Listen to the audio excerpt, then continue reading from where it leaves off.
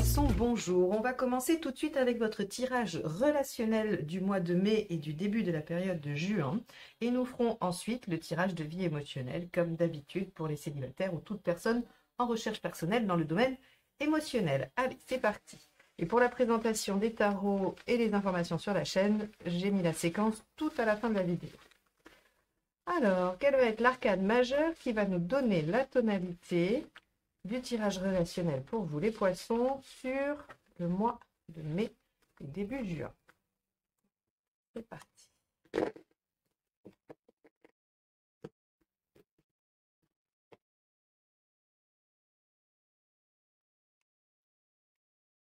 La force à l'endroit.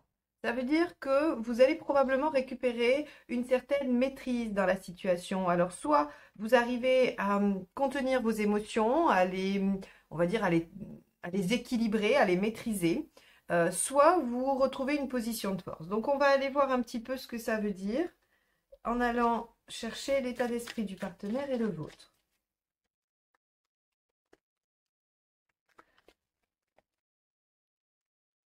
L'état d'esprit du partenaire des poissons. Le magicien. Ok, donc l'arcane 1, le battleur sur le tarot de Marseille, signifie que votre partenaire a une dynamique plutôt enthousiaste, volontaire, avec l'envie de démarrer quelque chose ou de se lancer dans quelque chose ou d'activer une sorte de renouveau. En tout cas, on a une énergie assez neuve et très dynamique. Donc, on va voir vous, comment vous vous sentez, comment vous êtes dans cette relation.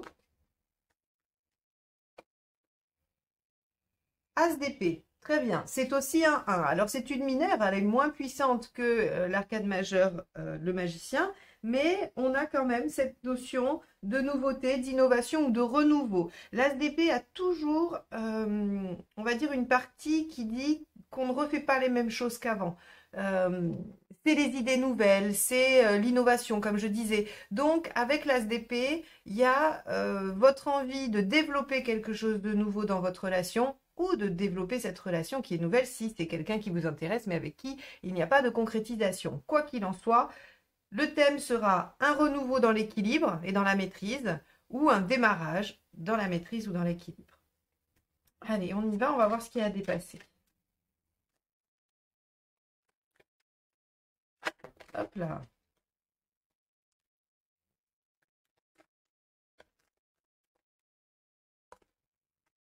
Le 10 de bâton. Alors, il semblerait que l'un ou l'autre ou les deux aient des choses un peu lourdes à porter, soit qui proviennent du passé, soit qui proviennent de situations extérieures à la relation. Par exemple, l'un de vous deux pourrait avoir une charge de travail énorme qui l'empêche d'être disponible à la relation, ou l'un de vous pourrait avoir des problématiques familiales qui en ce moment aussi prennent de l'énergie, du temps, de la disponibilité psychique, ou toute autre difficulté, toute autre chose qui pèse et qui empêche de toute façon d'avancer sereinement et librement. Donc, il y a ça à dépasser. Alors moi, j'ai envie de vous dire que ça se dépasse parce qu'on a la force ici qui nous dit qu'on récupère la maîtrise sur quelque chose, qu'on arrive à rééquilibrer et avec deux dynamiques de 1 dans vos états d'esprit, a priori, vous arrivez largement à dépasser ce 10 de bâton.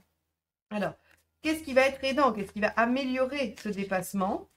Et qu'est-ce qui pourrait l'entraver? À quoi faudra-t-il faire attention? Ça va être les deux prochaines cartes, on va aller voir ça.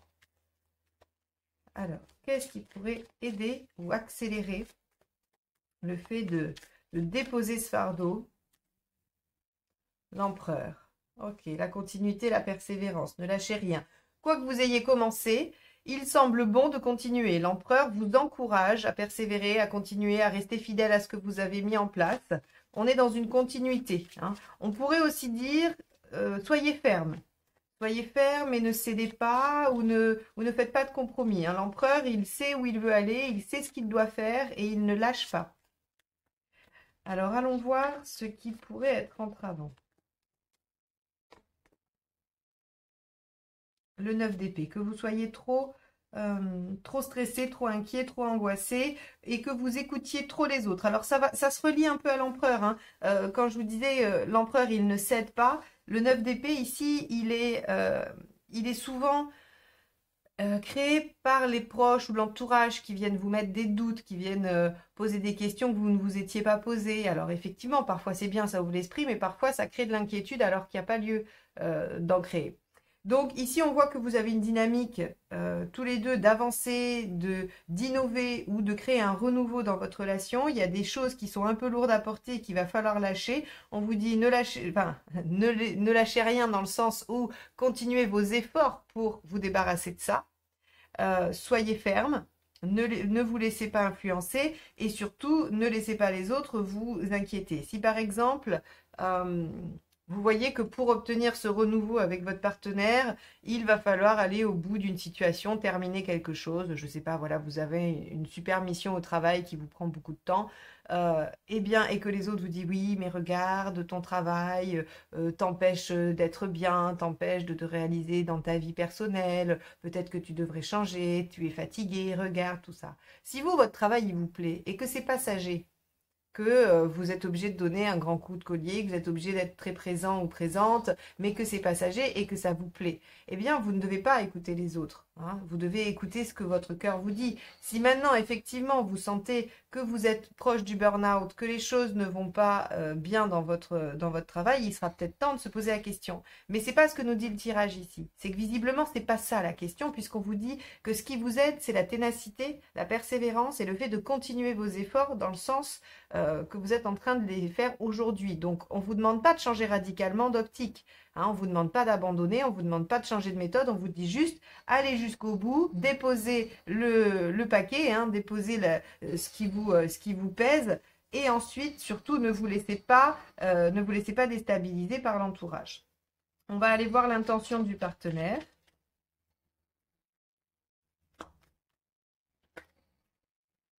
Alors, je suis désolée pour les bruits, il y a des travaux autour de chez moi. J'espère que ça ne vous parasite pas trop. Alors, page de coupe, bah ça c'est plutôt pas mal hein, sur la carte de l'intention du partenaire parce que on voit bien aussi avec le page hein, qui est une carte de potentiel, de début, que on a vraiment un champ des possibles sur un renouveau. Si c'est une relation qui date, hein, il y a la possibilité d'un renouveau presque comme au début.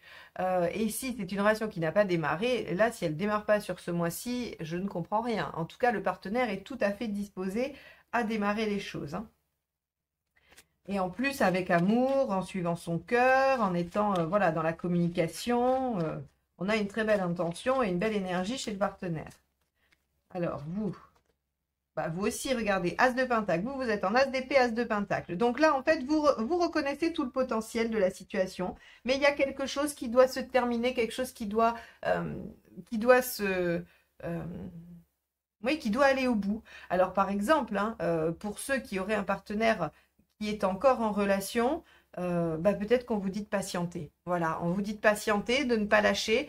Tout le potentiel qu'il y a dans la relation existe réellement. Donc, on vous dit, OK, il y a quelque chose à aller déposer, il y a quelque chose encore à traîner jusqu'au bout pour enfin en être libéré et pouvoir démarrer cette nouvelle phase, ce renouveau avec le partenaire. Et peut-être que d'autres vous disent, ben, tu devrais laisser tomber, ça sert à rien, ça ne marchera jamais. Et là, on vous dit que, ben, non, visiblement, c'est pas le cas. Il faut être persévérant et tenace. Alors, on va aller voir où vous en êtes à la fin du mois. 4 de Pentacle. Ok. Le 4 de Pentacle, il stabilise. Alors, on pourrait penser aussi qu'il s'accroche un peu à ce qu'il a, hein, à l'essentiel. Alors, peut-être que vous n'arrivez pas tout à fait sur le mois de mai à dépasser ou à déposer ce fardeau. Les choses ne sont pas encore tout à fait terminées puisque le 4 de Pentacle n'est pas une carte extrêmement dynamique. La force non plus d'ailleurs. Hein. La force, elle nous dit qu'on s'équilibre, qu'on arrive à réguler les choses, mais c'est pas une carte extrêmement dynamique. Donc, on peut supposer que ce tirage vous encourage à traverser mai et juin pour avoir un résultat plus tard qui sera satisfaisant. On va regarder les conseils. Ça va nous aiguiller sur... Ouais, c'est ça. Le 2, encore une énergie passive. L'arcane 13. Ok. Et l'étoile. Ok, alors, ici, l'arcane 13, quand elle est en conseil, elle parle aussi de détermination, d'aller jusqu'au bout. Il va falloir peut-être que, je ne dis pas changer tout parce qu'en fait le tirage ne vous indique pas cette voie-là. Et on sait que la personnalité, ou en tout cas les caractéristiques de l'arcane 13 dans ses compétences, c'est la persévérance, c'est le fait d'aller jusqu'au bout. Hein. C'est vraiment, je suis déterminée à aller jusqu'au bout. Donc là, j'aurais tendance à vous dire, soyez patient et essayez de penser au coup d'après, essayez de réfléchir à comment vous pourriez faire, persévérer, soyez déterminés et gardez espoir. L'étoile, c'est la carte de l'espoir, c'est la carte qui vous dit que les choses peuvent advenir, qu'elles peuvent arriver et donc qu'il faut garder espoir. Je pense que ce mois de mai, les choses ne vont pas forcément avancer, mais cette situation qui doit être menée à bout, elle avance, elle va vers la destination finale, va vers le fait que vous allez enfin pouvoir la déposer au bout du chemin et ouvrir une nouvelle page de vie. Nouvelle page de vie dont vous avez conscience, hein, voilà, le potentiel est là, vous le savez, tous les deux, vous y aspirez. On a un partenaire avec ce page de couple qui est vraiment dans l'émotionnel et qui est capable de voir tout le potentiel amoureux de cette relation. Et donc, je pense qu'il faut juste pouvoir dépasser ça. Ce qui vous aide, c'est la persévérance. Ne vous laissez pas déstabiliser. Hein, c'est vraiment ce qu'on vous dit ici. Voilà pour vous. Allez, on va faire le tirage de vie émotionnelle. Alors, bon, je suis vraiment désolée pour le bruit. Alors, j'avais pas du tout prévu qu'il fasse autant de bruit quand j'ai commencé, mais bon, je vais aller au bout, hein, parce que je vais pas vous laisser là comme ça.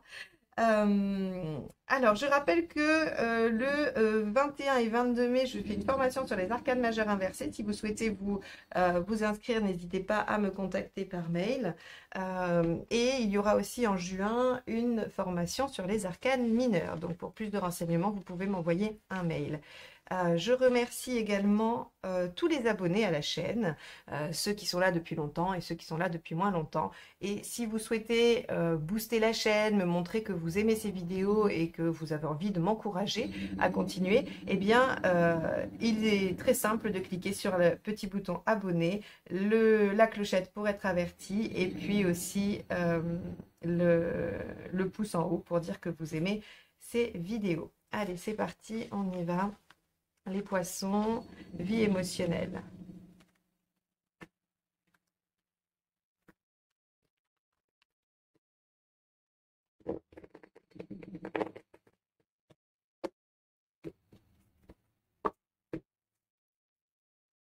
Alors, votre état d'esprit. Ce que vous souhaitez. Pourquoi ça ne marche pas? Ce qu'il faudrait faire pour que ça fonctionne. L'issue à court terme et à plus long terme. Ok, bon, alors, ok, les poissons, donc votre état d'esprit, c'est la roue de fortune. Vous avez envie que les choses avancent, que les choses évoluent, vous avez envie d'entamer un nouveau cycle en fait par rapport à votre vie sentimentale et donc, ou émotionnelle. Et donc, vous avez probablement envie de trouver une méthode, ou en tout cas trouver l'équilibre. Avec la justice, on va être soit dans le fait de trouver un équilibre intérieur et de mettre les choses en ordre, soit d'être sur une question de méthode, d'organisation. Comment je fais pour faire avancer les choses? Voilà la question que vous vous posez. J'aurais envie de vous dire, avec le diable au milieu, que vous êtes justement trop dans la recherche de comment je fais pour faire avancer les choses. Les choses avancent toutes seules. Elles avancent sans vous. Sans nous d'ailleurs, hein, pas que sans vous les poissons. La vie a sa propre direction, a sa propre évolution et parfois on est effectivement maître et on peut orienter les choses et poser des actes. Or là, ce qui semble ressortir dans ce tirage-là, c'est que, en l'occurrence, il faudrait lâcher prise. Alors, vous savez que je n'aime pas ce terme parce que je ne sais pas trop bien ce que ça veut dire finalement, lâcher prise. En sommes-nous capables? Probablement sur des choses très précises, sur des moments peut-être très courts, mais le lâcher prise global est presque total. Je ne sais pas si on en est capable. En tout cas, voilà, moi de mon humble place, je trouve que c'est très difficile à faire. Ici, le diable, il nous dit ça, il nous dit que le problème, on a cette notion de pouvoir, on a l'impression que tout dépend de nous. Et c'est vrai que le développement personnel vous dit tout dépend de vous, vous créez ce que vous êtes, vous attirez ce que vous pensez. Voilà, on met la responsabilité totale sur l'être, ce qui n'est pas un mal, hein. Je pense qu'il faut se responsabiliser par rapport à sa vie et à ce qu'on met en action, mais j'aurais tendance à dire que dans l'émotionnel, dans le relationnel, vous maîtrisez que 50% des données, puisque vous ne maîtrisez que vos 50% à vous dans la rencontre, dans le bien-être, dans la relation, et que vous ne pouvez pas maîtriser ou agir sur ce que l'autre va apporter. Donc, quand on est célibataire et qu'on veut rencontrer, on peut mettre tout ce qu'on veut. Si en face de nous, on n'a pas une personne qui est dans cette même démarche, qui n'a pas envie de partager avec nous, bah, ça ne fonctionne pas, tout simplement. Même si on est super fort en maîtrise, en pouvoir et qu'on domine la situation. Donc ici, ce qu'on vous propose de faire, c'est l'ermite. C'est-à-dire de regarder par le passé comment vous avez pu vous comporter, ce qui a pu fonctionner pour que les choses avancent et fonctionnent pour vous dans ce domaine. Soit comment j'ai démarré ma dernière relation. Qu'est-ce qui s'est passé? Qu'est-ce que j'ai mis en œuvre pour que les choses fonctionnent? Ou bien, qu'est-ce que j'ai fait et qui n'a pas fonctionné?